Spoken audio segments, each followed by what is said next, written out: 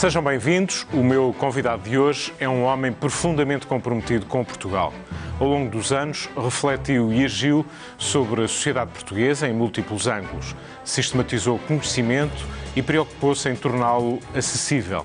A sua intervenção pública ajuda-nos a perceber melhor o caminho percorrido, o estado a que chegamos e o que se desenha no horizonte. Isto num tempo de incerteza e desconfiança crescentes. Altura para questionar e ouvir António Barreto, sociólogo e presidente da Fundação Francisco Manuel dos Santos. António Barreto, bem-vindo. Olá, António José. Estamos num tempo de avaliação, estamos no final do ano, está também a Troika entre nós para mais uma avaliação. Decorreram 2 anos e meio sobre este jugo dos nossos credores, ou, se quiser, sob protetorado, para citar a expressão utilizada pelo vice-primeiro-ministro Paulo Portas. António Barreto, em que estado estamos?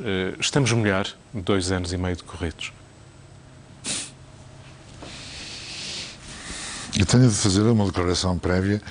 Não sou economista, não aspiro a ser economista e não pretendo substituir-me aos economistas. E digo isto porque estes últimos anos, tem sido muitíssima desorientação pela expressão que os economistas têm sobre a vida portuguesa e sobre a situação portuguesa e as soluções que se encontram. E, de facto, o grau de contradição e de diferença entre eles todos é enorme. E o grau de falhanço de previsões, falhanço de resultados obtidos.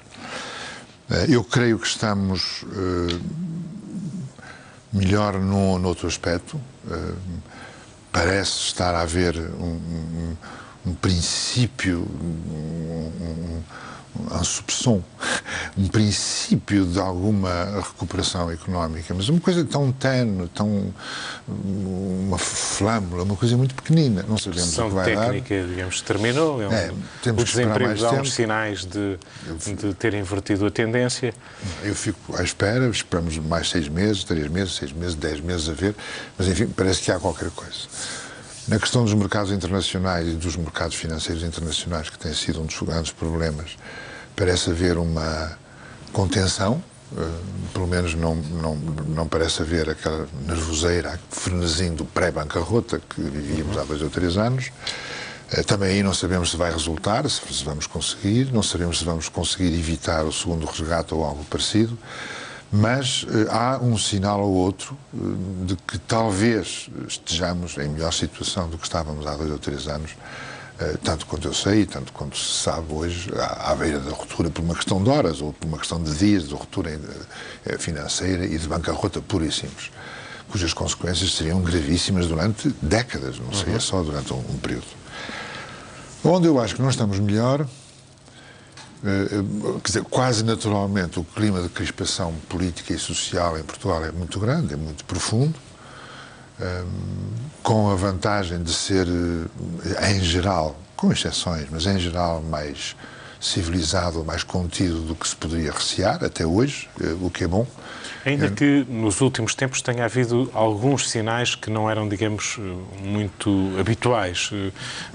A polícia que sobe as escadarias da Assembleia da República, alguns ministérios que de repente parecem ter sido algo invadidos, enfim, é capaz de ter sido um exagero, mas começa a haver alguns sinais que já não são exatamente os mesmos, ainda que porventura não possamos falar em nada comparável com o que assistimos noutras paragens. Noutros sítios, isso é verdade, e o género de acontecimentos a que refere, a CGTP nos ministérios, por exemplo, os polícias à porta do Parlamento, noutro caso, ou a expressão pública de algumas opiniões críticas, mas críticas com muita virulência relativamente ao andamento geral, tem-se a impressão que há uma iniciativa concertada, planeada, o que é bem que assim seja.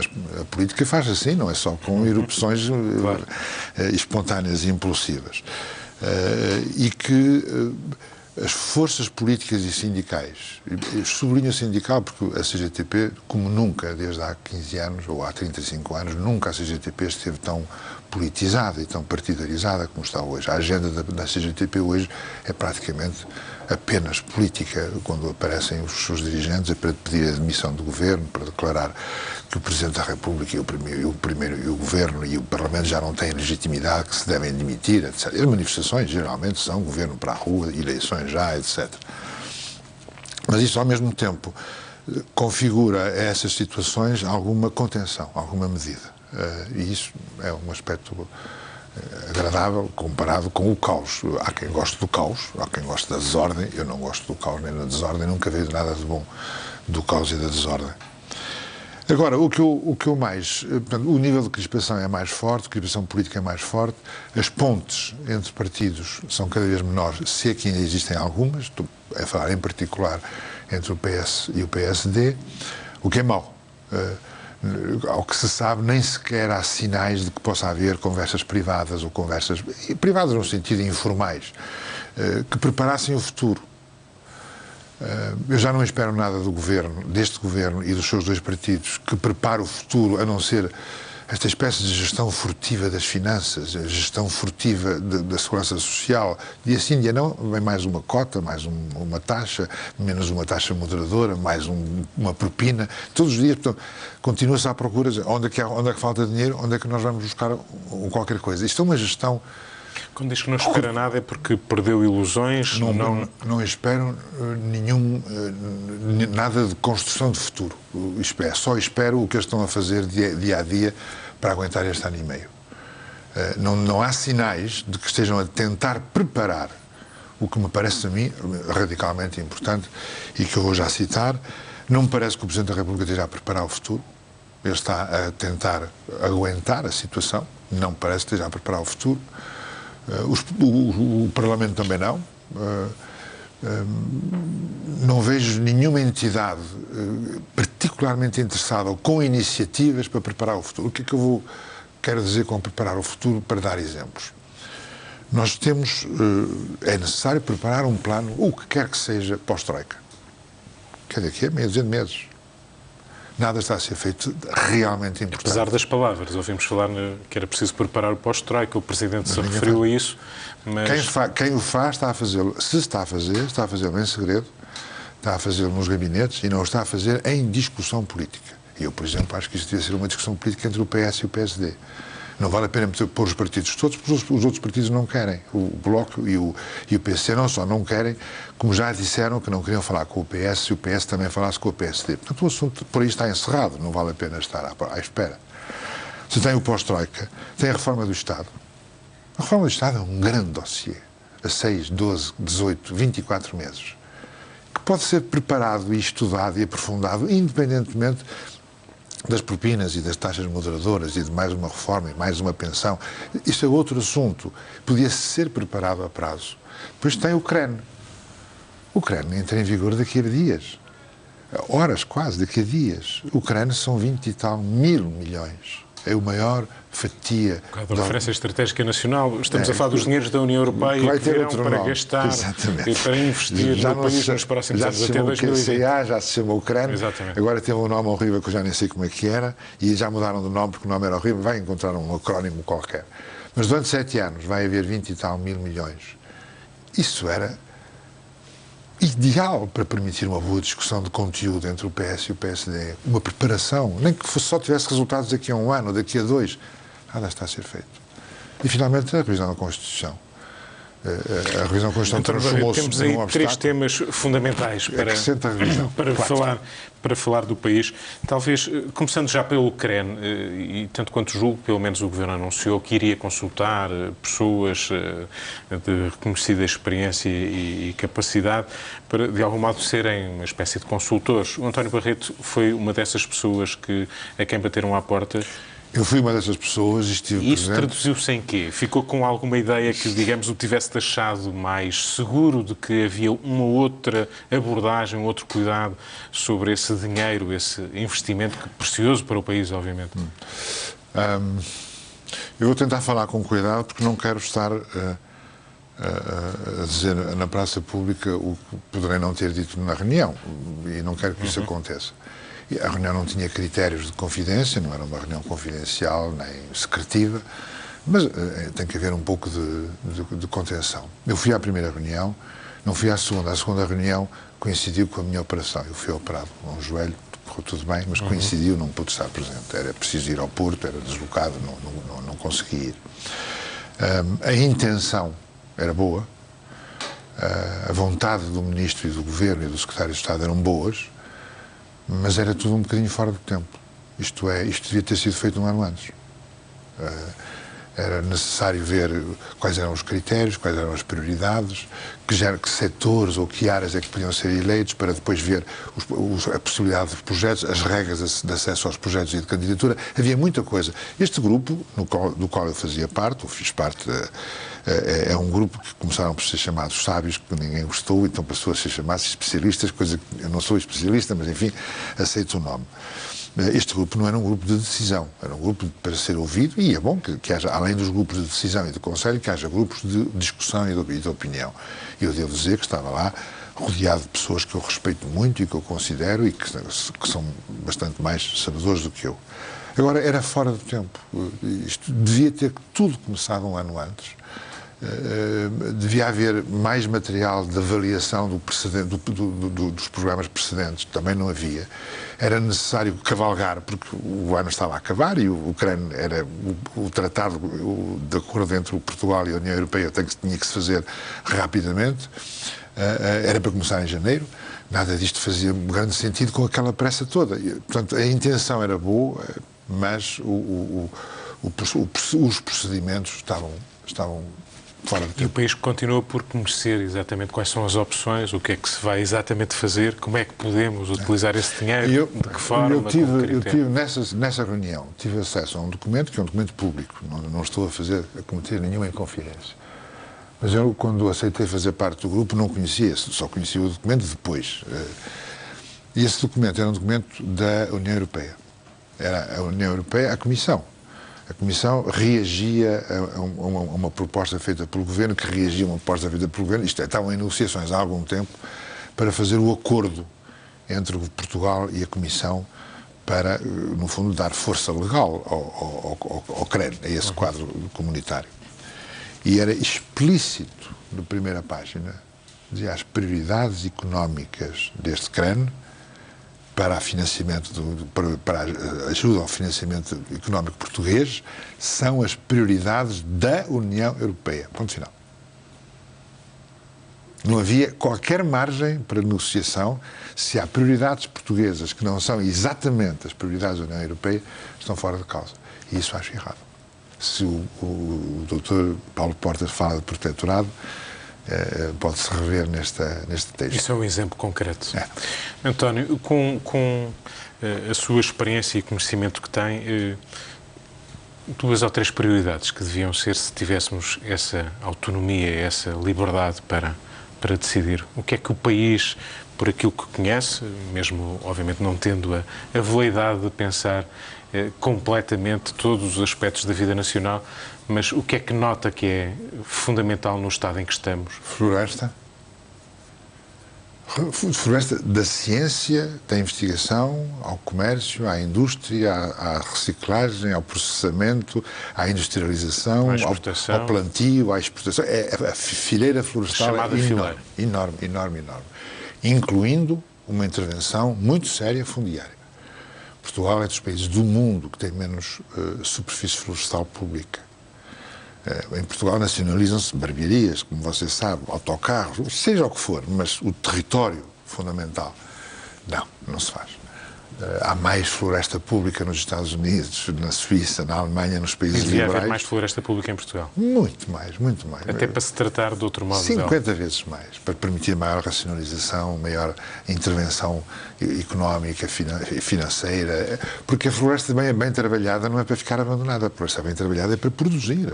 Além de produzir ar e oxigênio, animais e flora e fauna, produz economicamente coisas importantes. Floresta, regadio. Há uma nova agricultura portuguesa possível, que não é o regresso à terra de que tanto se fala, que não é o regresso aos básicos, que são parvoíces, não faz sentido. Mas pode ser o aproveitamento melhor do Alqueva, por exemplo. Do Alqueva, e no resto do país há capacidade, há possibilidades se explorar o regadio, se fizer novos regadios e mais regadios e se ensinar a fazer agricultura regada. Hoje em dia há 3 ou 4 mil empresas agrícolas, não falo de explorações, falo de empresas agrícolas. Num total de 300 mil explorações, há 4 ou 5 mil empresas que produzem a maior parte do que Portugal come e do que Portugal exporta. Hoje há uma maneira de fazer agricultura que não tem nada a ver com o que se fazia antes. Hoje você faz agricultura durante o dia e à tarde ou à noite vem dormir a casa a Lisboa, ao Porto, a Aveiro, a Coimbra, vai ao cinema, vai à cultura, tem os filhos da universidade, estuda, trabalha, tem carro, aquela coisa do campesinamento, a sofrer. A escravidão. Isso, acabou, já está longíssimo, já não existe. Floresta, regadio. Mar. Que tem sido um tema de retórica. Blá, blá, blá, blá, blá, blá, blá, blá. Onde é que está o Instituto Científico, onde é que estão as grandes especializações científicas marítimas que se podem fazer em Portugal e nos Açores com o apoio da Europa ou com participação de toda a Europa. O que é que aconteceu aos estaleiros de Viana do Castelo, que é incompreensível.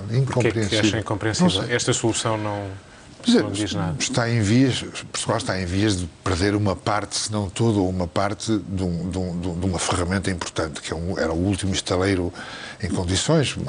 Eu não sou especialista, uma vez mais, e sublinho. Vai-se encontrar uma solução, um arremedo, mas há quantos anos está até a procurar a solução para os estaleiros de Viana do Castelo? Há anos que isto dura, há anos que se discute, há anos que há luta política e social e económica e financeira, e agora não é certo que seja aceito, porque a União Europeia ainda vai ver se a empresa que sucede é ou não uma camuflagem, um travesti da empresa que acaba, e já parece que há sinais que, afinal de contas, juridicamente talvez não seja assim a solução. Mas pelo menos estes 3 grandes, formação profissional de agricultores, formação profissional de pescadores e de gente ligada ao mar e formação profissional de gente da indústria, acho que era absolutamente indispensável que houvesse um enorme progresso. Na Floresta ouviu uma vez falar que, inexplicavelmente, neste país não há um instituto, alguma coisa que estude, por exemplo, o sobreiro, que é uma árvore. Que estude o sobreiro, que replante o sobreiro, que renove o montado. O montado teve durante anos e anos e décadas, teve a maledicência política, porque o montado era igual a latifúndio era igual a fascismo, a terra abandonada, etc. Hoje sabe-se, e gente de esquerda ou de direita diz a mesma coisa, o montado é uma espécie de obra-prima ecológica de combinação de recursos. É a melhor maneira de utilizar certos recursos em sequeiro. Aproveitar os recursos para o gado, para a pastagem sob coberto, para prados e para a floresta é uma maneira muito boa, muito adequada. Uma espécie de ciclo ecológico completo, não é? Que se renova. E já vi. Agora, o montado tem uma grande dificuldade económica. Antigamente plantava-se um montado para colher cortiça dali a 30 anos, 35 anos. O resto não interessava. Hoje em dia ninguém trabalha há 30 anos ou 35 anos. Até já o eucalipto. O eucalipto já se colhe ao fim de 9. Até já há quem pense que o eucalipto já é muito, porque era preciso plantar este ano e colher para o ano que vem. Trabalhar a curto prazo não se vai a sítio nenhum.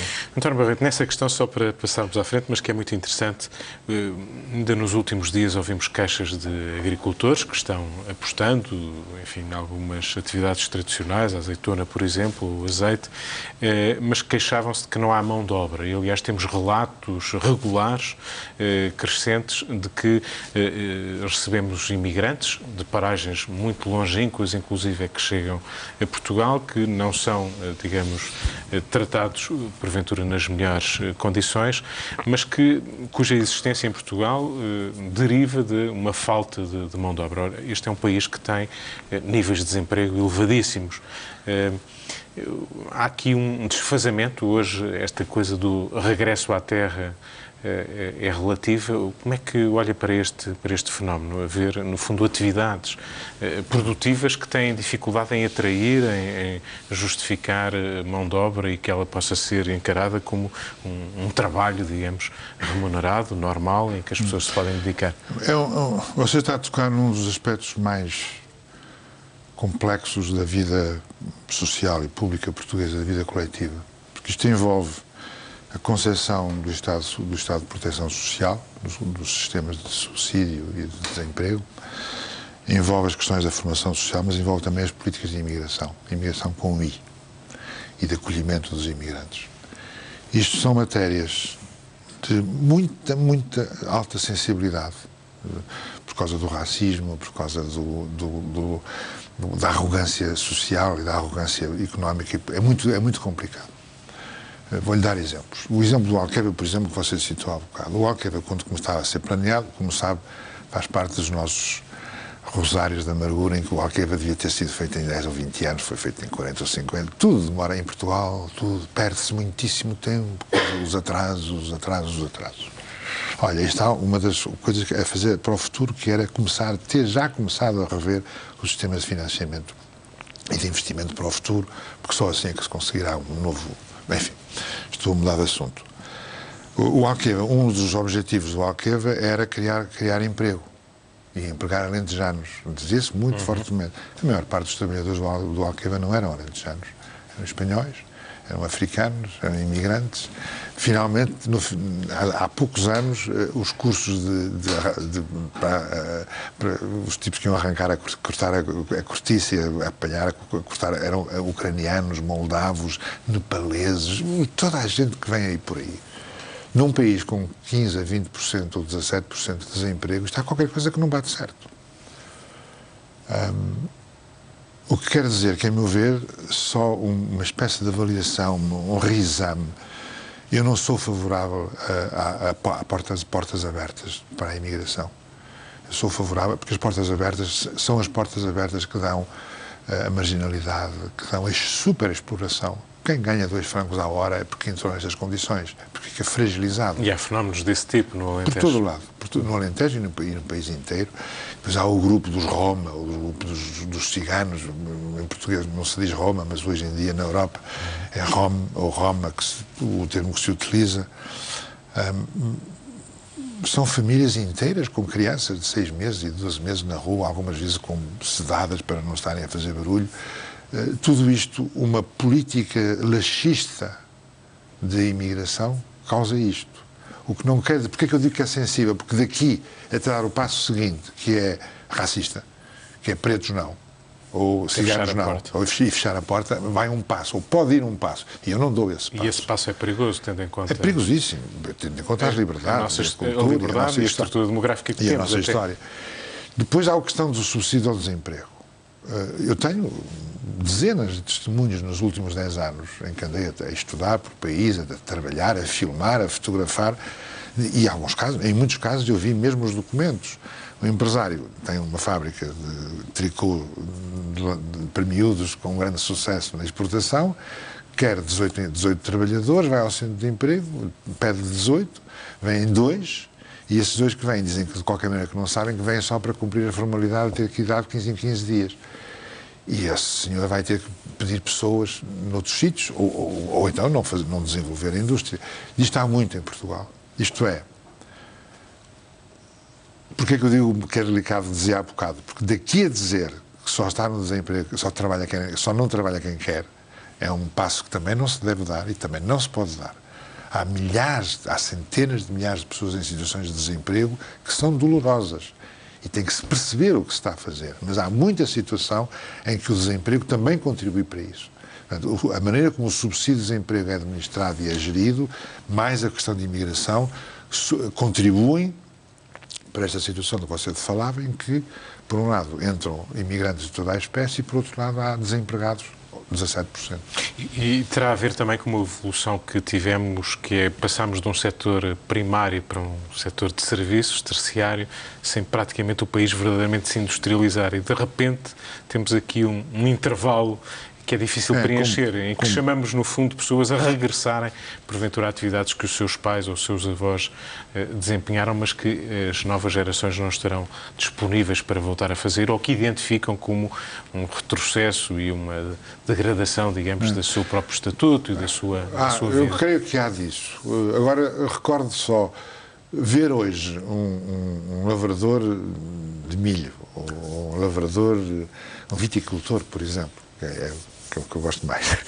Ver um viticultor trabalhar na sua vinha não tem nada a ver com o que se fazia antigamente. A maneira como ele trabalha, os tratores que ele tem, as máquinas que ele tem para carregar, para transportar, já não há homens aos cestos. Ou seja, mesmo a percepção das coisas, porventura, ainda não... totalmente. Ainda não Além está de que suficientemente. os novos vinheteiros que apareceram em Portugal, que são umas centenas largas, hoje em dia Portugal tem bom vinho tinto e bom vinho branco. Há 30 anos não tinha.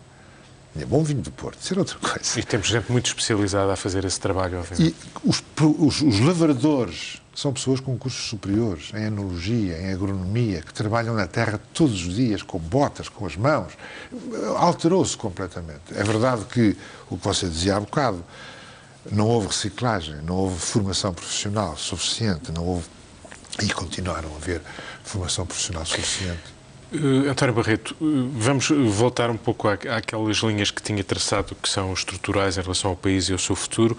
Deixa-me regressar um bocadinho atrás e até um relatório que a SEDES produziu há algum tempo atrás, em que fazia também uma análise sobre a situação portuguesa. Dizia que ninguém confia em quase nada que seja prometido pelo governo e que isto, no fundo, era incompatível com uma democracia saudável. Políticas erráticas, decisões fora de tempo, algo que o António Barreto também tem vindo a dizer. Nesta avaliação sobre a situação em que estamos, sendo certo que teríamos uma dieta rigorosa a fazer depois do pedido de resgate e que, obviamente, o preço que os credores nos iriam colocar em cima da mesa ia ser muito elevado e ia produzir, obviamente, situações dramáticas para Portugal. Mas podia ter sido melhor este caminho, isto é, tendo em conta todas as limitações, condicionamentos europeus, internacionais, dos credores, dos déficits, de toda a espécie de limites que nos foram colocados. Algo podia ter sido feito de outra maneira. Já vamos à reforma do Estado, que é talvez um exemplo disso mesmo, sobre a qual tem refletido. O que é que falhou aqui? Quem é que falhou aqui? O que é que se podia ter feito de outra maneira, efetivamente, seja para atempadamente ter planeado o uso dos dinheiros europeus do Ucrânia ou prevenido situações financeiras posteriores que vamos enfrentar? Qual é a explicação? O que é que falhou aqui? Não se percebeu o que estava a acontecer? Fomos incompetentes? Quem falhou no meio disto tudo? Eu tenho que falar 5 anos. Porque o falhanço começou já com o segundo governo socialista, que nunca devia ter existido. E o resgate que fomos obrigados a pedir. Depois o resgate, que também não devia ter existido, podia não ter existido, se tivesse havido conversa não, entendimento entre o PS e o PSD, se tivesse havido envolvimento do Presidente da República, público, notório, confirmado, com os dois partidos, os dois partidos ambos tivessem cedido ou não tivessem cedido à sua total arrogância. O Partido Socialista era absolutamente arrogante com o PSD quando estava na oposição e depois a situação inverteu-se e tudo se inverteu ao mesmo tempo. O PS não queria falar com o PSD depois não queria falar com o PS e faziam o possível por enganar o adversário, por mentir e por colocar o adversário encostado à parede e atribuir-lhe as culpas. Depois, mesmo este governo, com a maioria absoluta de dois partidos, também não devia ter existido. Era óbvio, era evidente que o governo era insuficiente e que era preciso que fosse um governo de grande coligação, ou de 3 partidos na coligação. Ou pelo menos de apoio parlamentar de um terceiro. Ou de apoio parlamentar de um terceiro, mais organizado e depois com uma agenda a longo prazo, com uma agenda a 5 anos. E que não era incompatível com o programa da Troika, porventura? Podia não ser incompatível, mas submetia a Troika a uma negociação diferente. E dizia à Troika, nós estamos a fazer o nosso trabalho de casa, portanto vocês têm a Troika e os poderes políticos que estão por trás da Troika. Em vez disso, fez-se tudo o contrário, que fragilizou a decisão portuguesa e ainda recentemente houve o episódio do Paulo, dito Paulo Portas, admissão de Vítor Gaspar. Há quem se entretenha, eu não faço isso porque não sei o suficiente, mas há quem se entretenha a ver quanto é que isso nos custou. E fala-se de milhares de milhões em taxas de juros, em aumentos da taxa de juros que tiveram que se pagar durante aqueles dias de instabilidade, durante aqueles dias de incerteza. Houve um falhanço para ir às suas culpas. Ou, para já, há coisas que não são não se pode imputar a culpa a ninguém em particular, porque é um país que consome o que não tem, um país que gasta o que não tem, um país que vive só para o dia seguinte e não para o ano seguinte. Portanto, há culpas genéricas de uma sociedade, da sua classe política, da sua classe económica, dos seus empresários, dos seus políticos, etc. Agora, afinando a regra, houve um falhanço da direção política de Portugal, dos dirigentes políticos de Portugal, que por receio, por covardia, por querer ganhar sozinho, receio da opinião do outro, receio da opinião. Por exemplo, você tem agora, hoje em dia, nós estamos em riscos de começar um período muito mau, já em 2014, porque a direção do Partido Socialista está absolutamente apavorada com o que os socialistas radicais estão a dizer e a fazer e a mexer-se para pôr em causa a sua direção e, curiosamente, estranhamente ou inesperadamente, dentro do PSD também já apareceram alas contestatárias da direção que estão a pôr em causa também. O que quer dizer que os dois dirigentes partidários do PS e do PSD estão agora também a ter que governar, ou a ter que dirigir o seu partido, ou a ter que fazer a sua política por causa das suas margens. Começam a ter mais sombra interna nos seus partidos. Por causa dos seus problemas internos nos partidos, o que não é bom, porque o que se tratava agora, desde o princípio que estou a tentar dizer isso, o que se tratava agora era, independentemente do que temos que fazer em 2014, o importante era começar a preparar e a prever os 5 anos a seguir. E no dia em que a classe política der à população um sinal de que está a prever e a estudar e a preparar-se para daqui a 5 anos, só isso é uma boa notícia. E isso conduz-nos a uma ideia que, no fundo, foi insinuada, mesmo prometida, que era fundamental neste programa de ajustamento, assim chamado, que era a famosa reforma do Estado, que ouvimos falar ciclicamente, o Governo ia apresentá-la dentro de um mês, dentro de 2 meses, dentro de 3 meses, e finalmente tivemos acesso a um documento que foi apresentado como uma espécie de guião da dita reforma do Estado, que também teve outros nomes antes, refundação, o que quer que isso seja. Depois deste dito guião que foi apresentado por Paulo Portas, houve obviamente muitas questões que se colocaram, não apenas a que o timing era demasiado tardio, que as condições para, digamos, levar a bom porto essa reforma do Estado não seriam as melhores, mas houve também quem olhasse para aquele documento como uma espécie de armadilha, e o António Barreto julgo que olhou para ele também um pouco desse modo. Isto é sério pensar que nesta altura da legislatura, depois de todo este caminho percorrido, aqui chegados, a reforma do Estado, esta proposta, este guião, pode ser levado a sério? Ou, tendo em conta a situação em que o país está, seja lá o timing que for, é sempre uma questão que temos que ter em cima da mesa, quanto mais rapidamente melhor, mesmo que as condições sejam as piores, digamos assim. Não sei se a pergunta é em si própria contraditória. O documento, em primeiro lugar, o documento é um documento de qualidade medíocre, politicamente, socialmente medíocre, até intelectualmente medíocre. Que não é um rol de lavandaria, ou um rol de mercearia, coisas que é preciso fazer. Daquele rol há 30, 25 essenciais, importantes, que é preciso tratar, que é preciso fazer na educação, na saúde, na indústria, na promoção externa das nossas exportações, no turismo. Há muita coisa que está lá dentro, que já está no programa do Governo, que estará em qualquer programa do Governo, que vai estar nos próximos programas do Governo, e ali simplesmente o copy-paste dos computadores dá muito jeito para poder copiar e salvar isso tudo. Depois há a iniciativa, o atraso do documento, da iniciativa política, porque o documento é uma coisa, a iniciativa política é outra. Depois aquela reunião que se fez, houve uma reunião em que se podia ir e se podia ouvir, mas não se podia falar, ou não se podia tomar notas e não se podia escrever, o que é uma coisa absolutamente patética para não discutir uma questão pública, uma questão... Isso ainda antes, no Palácio Foz, uma selva reunião. Não se sabe se esse trabalho, aliás, serviu para alguma coisa. Toda essa iniciativa está, desde o início, está marcada... Está submetida à marca da farsa. É uma farsa, é um get-up-ends, é uma emboscada. Vamos ver se eles dizem que não, vamos obrigá-los a dizer que não, para dizer que a culpa aqui é deles. E é fazer política à malandrote, malandrete, não vai a sítio nenhum. Tivesse aquele documento sido, já na sua preparação, elaborado por 10 ou 15 pessoas de pelo menos 2 áreas políticas importantes, 2 ou 3, pelo menos 2. Tivesse esse documento sido já o resultado numa reflexão séria, tivesse esse documento tido um horizonte de 5 anos, de compromisso a 5 anos, tivesse esse documento não tivesse ser evitado as questões graves. Porque, por exemplo, as questões da Constituição são todas evitadas, nem se fala no assunto. Porque numa altura quis, depois deixou de se querer, o professor Dr. Passos Coelho quis fazer da reforma, depois deixou de querer, agora não se sabe se já quer outra vez. Depois há a questão do Tribunal Constitucional, que é uma questão seríssima e gravíssima da nossa sociedade. Vamos aí, António Barreto, até porque eu julgo que encontrou-a, ou no fundo identifica como uma questão central precisamente para a reforma do Estado. O problema do país em termos da reforma do Estado passa fulcralmente pela Constituição, no seu entender? Não evita. Quer dizer, a Constituição não é o apanhado de todos os problemas nacionais políticos, não é. Há quem diga que ela é demasiado programática e pronuncia-se sobre coisas que não deve. É a minha opinião. Agora, acho que a Constituição é um empecilho a várias coisas. É um empecilho a uma mais generosa capacidade de atuação dos governos e dos parlamentos maioritários.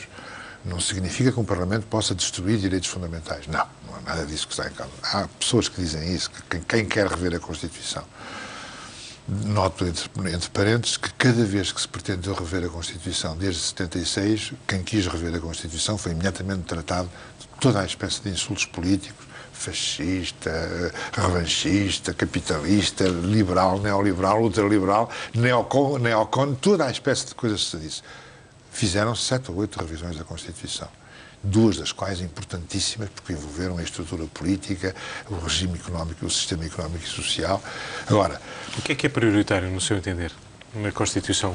Redefinir os poderes relativos do Presidente, do Parlamento e do Governo. Isso quer dizer que o equilíbrio ou desequilíbrio de poderes deve ser repensado. Deve ser em que sentido? A sua opinião seria, por exemplo, o Presidente ter mais poderes do que efetivamente tem? Ou mais claramente presidencialista, ou mais claramente parlamentarista. Ou seja, essa ideia do semi-presidencialismo eliminá-la, porque ela não... Faz sentido. Metade dos sarilhos que nós tivemos neste último ano, de maledicência, o Presidente da República está ao serviço de um partido, está ao serviço de outro partido, não, o Presidente da República agora está contra o partido, o que sistematicamente está a envenenar a discussão política. António Barreto, a sua opção seria qual? Desequilibrar a favor de quem? Mais poderes para o Parlamento ou mais poderes para o Presidente? Nos últimos anos fui a favor de mais poderes para o Parlamento, apesar de pensar que é arriscado. Parece que o sistema político português gosta mais de quem tenha mais força pessoalmente ou nominalmente. E isso não quer dizer necessariamente mais poderes para os partidos? Se eu entendo bem as propostas que tem enunciado, não. Os partidos precisam de ser reformados e uma maneira de os reformar é dar mais peso aos independentes no sistema político, é isso? Não é mais peso, é permitir que haja candidatos independentes, seja a que cargo for. Isto é ameaçar os partidos. Deputados, vereadores, câmaras municipais, já é possível? Mas não deputados. Não deputados. Não deputados. Mas aí teríamos, digamos, uma espécie de grupo parlamentar de independentes? Não, que é ingovernável. Claro. Tínhamos que alterar o sistema eleitoral. Tínhamos que alterar o sistema eleitoral, ter o sistema eleitoral nominalmente, em que as pessoas se candidatam pessoalmente e não são substituíveis. Você não pode substituir deputados, como ainda hoje pode fazer, nas listas, não é? Você elege o seu deputado e esse deputado... Então, os independentes depois... Mas porquê que os independentes vão ganhar tudo? Os bons independentes, os partidos vão buscá-los. Que as coisas não fazem. Um partido hoje não vai buscar os bons independentes porque não faz parte da clique deles, do gangue deles. O meu gangue é a minha gente. Eu digo gangue sem ser particularmente pejorativo. Eu anotei uma expressão que o António Barreto já usou que me pareceu curiosa sobre essa questão, que é mecanismos de moderação do poder inquestionável dos partidos. Esse é um deles. O Conselho de Estado tem partidos a mais, os partidos são os partidos que fazem o Tribunal Constitucional, são os partidos que têm uma influência decisiva na nomeação de grandes órgãos. Há muitos desses aspectos em que os partidos têm poder inquestionável que, a meu ver, deveria ser revisto. Tribunal Constitucional, a sua composição devia ser alterada, devia ser... Eu creio que devia ter juízes nomeados pelo Presidente da República, já que temos Presidente da República eleito diretamente, que devia ter juízes nomeados pelo Presidente da República, não só pelos partidos, pelo Parlamento e pelos próprios juízes. Acho que deixou-se ir, a meu ver, o Tribunal Constitucional longe demais ao funcionar quase como juiz do último recurso em muitas circunstâncias. Eu, por causa de um artigo no jornal, um processo meu já teve que ir até ao Tribunal Constitucional. Foi uma perda de tempo, perda de dinheiro, perda de paciência de toda a gente. O Tribunal Constitucional, neste momento, é uma espécie de força de bloqueio, para usar uma expressão já do passado, um passado mais longínquo. Eu acho que não. Eu acho que o Tribunal Constitucional como é que tem assistido toda esta polémica em volta dele? Muito negativamente. O problema não é a Constituição, é a interpretação da Constituição. A União Europeia parece que está preocupada com as decisões do Tribunal Constitucional. Há gente interna e externamente a falar do Tribunal Constitucional. Como é que tem olhado para isso? Quem se tem portado mal neste filme tem sido, a meu ver, o Governo. E os partidos do Governo. E a União Europeia, que está a meter o nariz onde não deve meter, nomeadamente, se se tratasse do Tribunal Constitucional alemão, eles não diziam a mesma coisa. O Tribunal Constitucional português, a meu ver, está-se a portar bem, decentemente, no quadro dos seus poderes. E no quadro da Constituição que tem. Se há um defeito é na Constituição, não é no Tribunal Constitucional. E o Governo e os partidos não devem intimidar o Tribunal Constitucional. Nem devem pressionar, que é o termo corrente, nem devem admoestar o Tribunal Constitucional. E o que estão a fazer é criar uma espécie de círculo de fogo à volta do Tribunal Constitucional, para que o Tribunal Constitucional comece a decidir mais em função dos interesses imediatos, ou interesses das pressões imediatas, do que em função da interpretação que eles têm de ter. Um Tribunal Constitucional não é uma coisa científica. Não é uma análise em que daí falar-se em interpretação. É sempre interpretação. António, agora, a interpretação é positiva. No momento em que o Tribunal Constitucional diz é constitucional, passa a ser. O tempo está a passar muito depressa, ainda assim, já que fala de justiça, a reforma do Estado, ou este tal guião da reforma do Estado, para falar da justiça diz que é preciso uma nova arquitetura do sistema judicial. Também aí é preciso fazer mudanças substanciais, muito brevemente, em relação aquilo que creio que sim. Quem diz essa expressão, se não me engano, é o documento da reforma do Estado. Exatamente. Está a ver a precisão e o grau de o concreto desse objetivo. É uma nova arquitetura. Não sabe o que é. Eu creio que ainda hoje, apesar da senhora Ministra ter dito já que se tinham feito inúmeras reformas na Justiça destes 2 anos e que as coisas estavam muito diferentes do que eram, eu estou à espera de ver os resultados, quero começar a ver os números, a duração dos processos, os custos, quero começar a ver essas coisas. Além de que continuo a pensar que no universo da Justiça ainda há um sistema de luta interna de grupos e de grupos de influência entre os diferentes grupos de magistrados, o Ministério Público, os judiciários, os dois o sindicato e o parasindicato, mais os funcionários, mais os advogados. Há um universo aqui que, a meu ver, a sua guerra é impeditiva da resolução dos mais sérios problemas da justiça portuguesa. António Barreto, 2 questões ainda antes de terminarmos e que são muito importantes. António Barreto participou, através da Fundação Francisco Manuel dos Santos, num inquérito importante que foi feito à sociedade portuguesa, conjuntamente com o Instituto Nacional de Estatística, sobre a questão da fecundidade. É um problema importante, central para o nosso futuro e o nosso presente. Há poucos dias, Bruxelas concluía que Portugal será o único país da Troika, o país intervencionado, a sair desta crise com menos população. Eles dizem que em 2015 a redução média acumulada será de 130 mil pessoas e que isto se acentuou a partir de 2012. Havia também aqueles números que davam conta de cerca de 120 mil pessoas que tinham abandonado o país no ano passado. O inquérito da fecundidade, enfim, deixa obviamente também novas preocupações sobre a questão, enfim, como é que a questão se coloca aos portugueses, os seus desejos e as realidades efetivas em relação ao ter filhos. Em síntese, António Barreto, nós quando olhamos para isto ficamos preocupados, somos uma nação muito envelhecida, todos começamos a pensar, e o inquérito também fala disso, sobre os incentivos à natalidade, e de repente, porventura, estamos já a pensar em subsídios e de repente passar a ter mais filhos porque há subsídios. A questão é bastante mais complexa do que isso, obviamente. Estamos condenados à decadência mesmo. Não, António, nós já tivemos um período entre 60 e 74 em que Portugal perdeu população. Não é a primeira vez. Centenas de milhares de pessoas. Não por via da natalidade, mas por via da imigração. Já tivemos um período, nos anos 90, em que Portugal, de repente, aumentou de população população estrangeira e imigrante. E tivemos um período que foi talvez o período na história da Europa, o período em que, em paz, a população mais aumentou. É o caso dos retornados, não quero estar a misturar as coisas todas, mas pode-se falar disso. Portanto, a população portuguesa, pela escassez do território, da população, pelas dificuldades económicas, pela conjuntura internacional, económica e social, e porque a imigração foi, tradicionalmente, por causa do Império e dos restos do Império, a imigração sempre teve um papel muito importante em Portugal.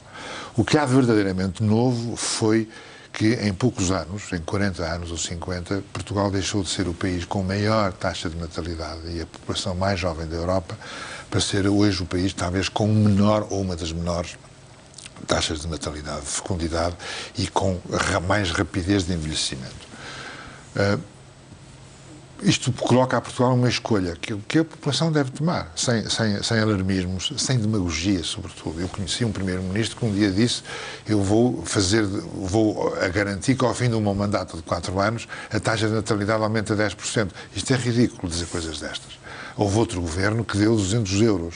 E se você fizesse um filho, recebia 200 euros e daqui a 18 anos o adolescente podia buscar os 200 euros. Felizmente, que depois de aprovada a lei, não foi posta em prática porque era, de facto, ridículo. Foi o anterior Primeiro-Ministro.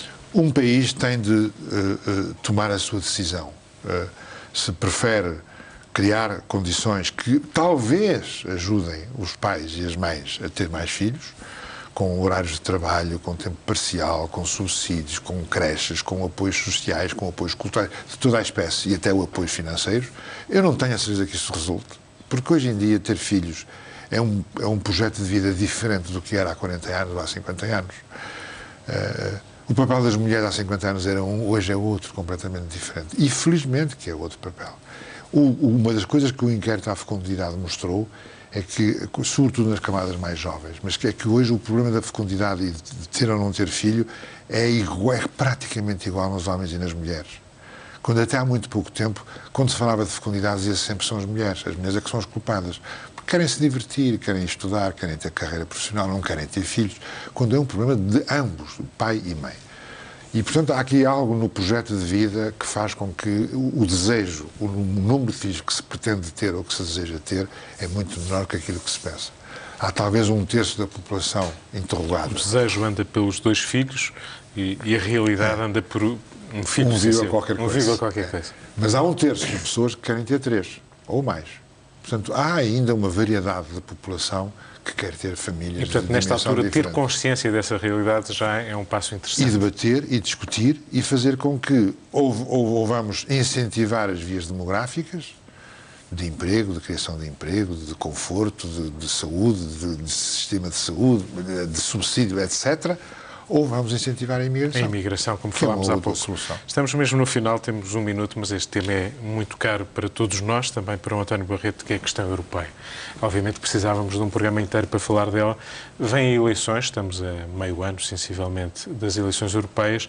Há quem as receie na Europa, há quem receie que os movimentos populistas, digamos, mais radicais à direita ou à esquerda, possam ganhar uma expressão que nunca tiveram na Europa como a conhecemos desde a Comunidade Económica Europeia.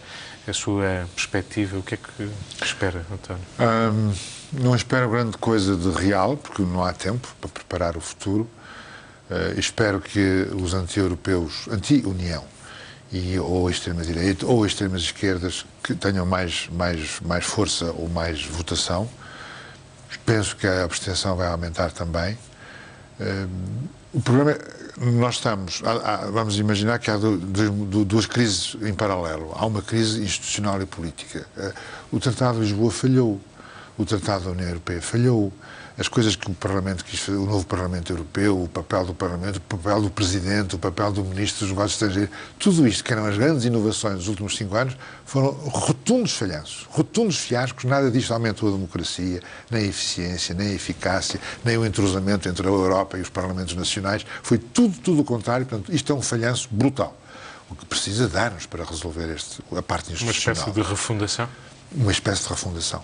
Que tem que ser preparada, tem que ser negociada, tem que ser discutida. Lembra-se que o Tratado de Lisboa, o Tratado Constitucional, demorou 6 anos, 7 anos, 8 anos. Talvez seja preciso ainda mais para não fazer tantos erros. Depois há a questão económica e a questão alemã. Toda a gente tem medo de dizer que existe uma questão alemã. Obviamente que existe uma questão alemã. Porque a Alemanha é líder, mas não quer ser. Reluctant leader. Não quer ser. Quer ser, sim, senhor. Se a Alemanha não quisesse ser, então retirava-se e deixava de dar dictados a toda a gente. E não é o caso.